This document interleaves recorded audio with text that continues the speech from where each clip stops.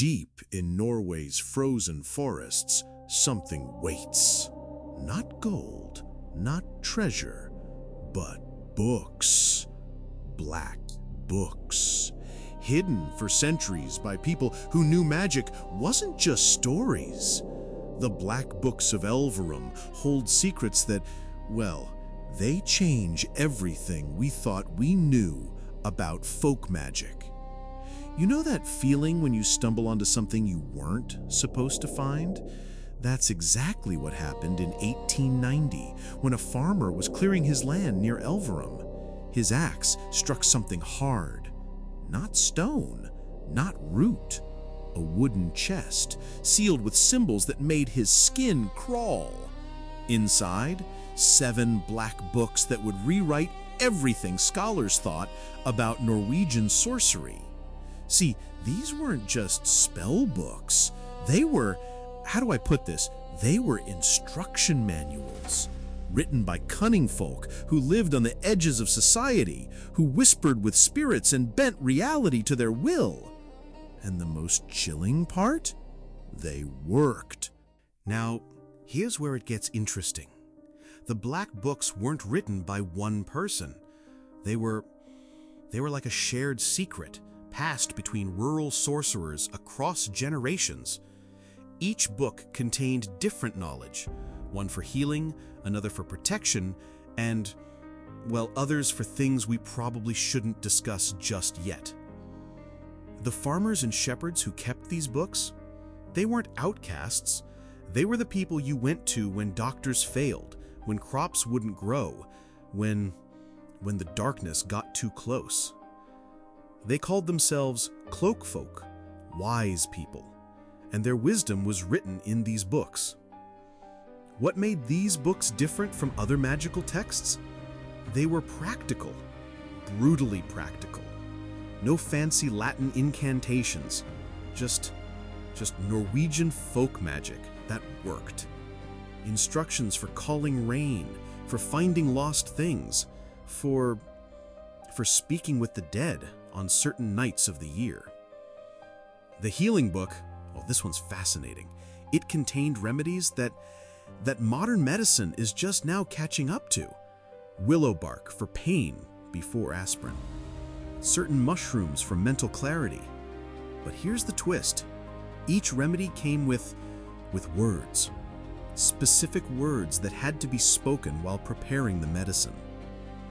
The protection book taught something called reading yourself free. If you were cursed, if bad luck followed you like a shadow, there were ways to break free. Specific rituals involving iron, salt, and words older than Christianity in Norway. But the weather book, that's where things get unsettling. Norwegian farmers needed good weather to survive. These books taught them how to negotiate with weather spirits, how to call storms when enemies approached, how to clear skies for harvest. One technique involved something called storm knots. You'd tie specific knots in a rope while speaking certain words. Untie 1 knot, light breeze. 2 knots, strong wind. 3 knots, well, sailors learned not to buy rope from certain Norwegian villages. The most controversial book dealt with finding things. Lost animals, missing people, hidden treasures. But the methods required? They required you to work with spirits that most folks preferred to avoid. Forest spirits, water spirits, and others. Here's what scholars missed for decades. These books weren't just about magic. They were survival manuals for people living on the edge of the world. When you're isolated in Norwegian wilderness, when winter lasts 8 months, you need every advantage you can get, even supernatural ones. But here's where the story takes a dark turn. Not everyone who found these books used them wisely. In the late 1800s, stories began spreading, stories of people who'd gone too far with the knowledge. There was Olaf Stormcaller. That's what people called him after After what happened, he'd mastered the weather book, could bring rain or drought at will. But power like that, it changes a person, makes them think they're above ordinary folk. The village of Rena still tells stories about the winter of 1893, 3 months without snow when there should have been blizzards. Crops died, animals grew confused, all because Olaf decided his neighbor's cattle had trampled his garden. But the books, they had safeguards built in. The original writers knew power corrupts.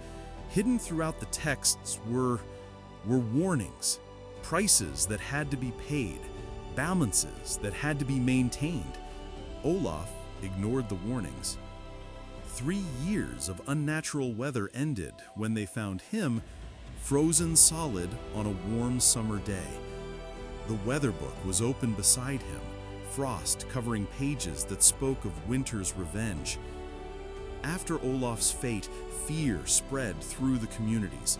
Some burned their copies of the black books, others hid them deeper. But a few understood the real lesson. The books weren't evil, they were tools.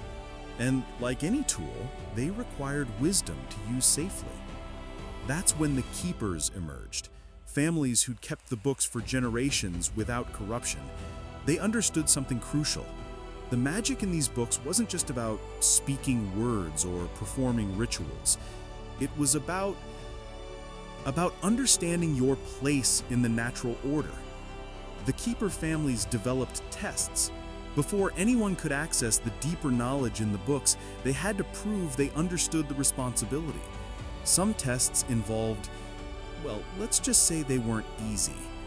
One test required spending a winter night alone in the forest with only the healing book for protection. Not to use magic, but to resist using it when fear set in. To understand that sometimes the greatest power is restraint. Another test involved temporarily giving up something precious while practicing with the weather book. Your memories of summer, your ability to feel warmth, even your name for a time, to understand the true cost of bending nature's will. The protection book had the hardest test of all. You had to allow yourself to be cursed, really cursed, not just pretend. Then use only the book's knowledge to free yourself. Many who tried, well, not everyone passed. By 1920, only 7 keeper families remained. They'd made a pact. The black books would never again be allowed to spread without proper guardianship.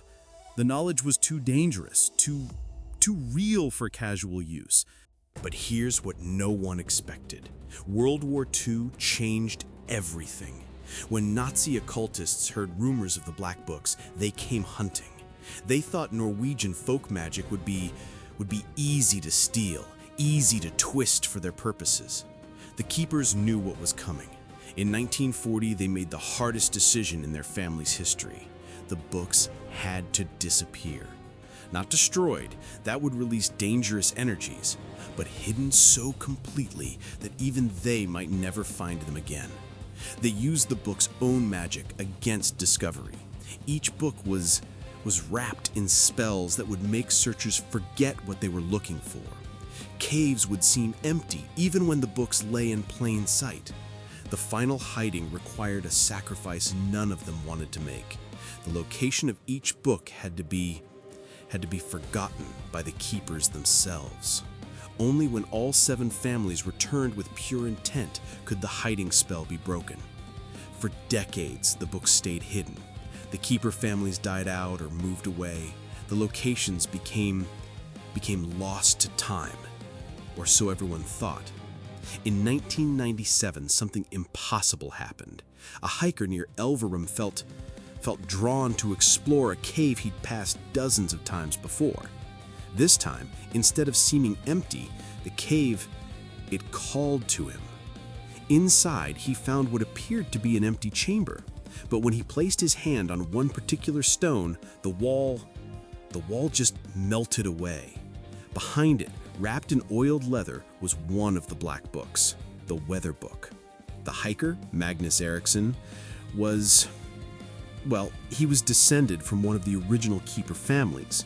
The books had called him home, but he faced the same choice his ancestors had: use the knowledge or protect it. Magnus chose protection. He spent 3 years tracking down other descendants, convincing them to return to Norway. One by one, they found the remaining books. Each discovery triggered by something the books themselves were orchestrating. The final book, the one dealing with spirits, remained hidden until 2019. It took the descendant of all 7 original keeper families working together to convince it to reveal itself. The book had been testing them, making sure they were worthy. When all 7 books were reunited, something extraordinary happened. They began communicating with each other, pages flipping on their own, symbols appearing that weren't there before. The books were updating themselves. The modern keepers realized the truth. These books weren't just repositories of old knowledge. They were living entities, continuing to learn, continuing to grow. The folk magic of Norway had been evolving for centuries, even while hidden. Today, the 7 books remain with their keeper families, but they're no longer hidden from the world. Instead, they're being studied carefully, respectfully, by people who understand the weight of the knowledge they contain. What can the Black Books teach us today? That wisdom traditions never really die. They just wait for the right moment to resurface. That the magic our ancestors practiced wasn't superstition, but a different way of understanding our relationship with the natural world. Join our community of seekers. Subscribe for more truths hidden in plain sight. The folk magic of the Black Books reminds us that power without wisdom is destruction. That true magic isn't about controlling nature, but about finding your place within its patterns. Stay with us till the end, and you'll discover the mystery buried beneath history. If this resonates with your soul, don't forget to like, share, and subscribe right now. Here's the revelation that changes everything. The Black Books of Elverum weren't just about Norwegian magic. They were prototypes. Similar hidden traditions exist in every culture that respected the natural world. The books chose to reveal themselves now because humanity needs to remember what it means to live in harmony with forces greater than ourselves. The magic was never in the words or rituals. It was in the understanding that we are all connected to something larger, something that responds when we approach it with respect, wisdom, and humility. The books are still writing themselves, still learning, still waiting for those ready to remember what we've forgotten. What do you believe? Comment below and share your insight.